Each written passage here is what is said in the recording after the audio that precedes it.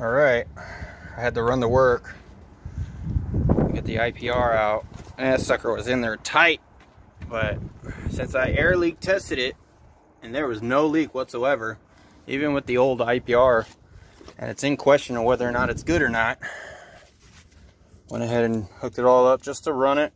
Let's get to the correct screens. Oh, let me turn off the flashlight so you guys can see. This is my little Snap-on scanner.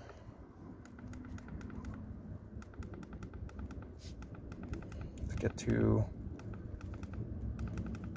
jeez, there it is, ICP. All right, so IPR sitting at 15. ICP voltage,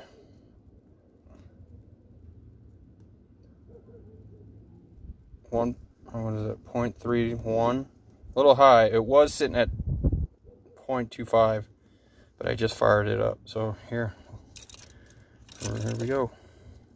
She's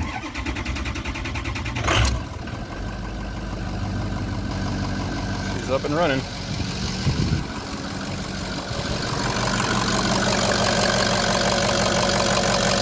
Gotta go get the correct IPR valve.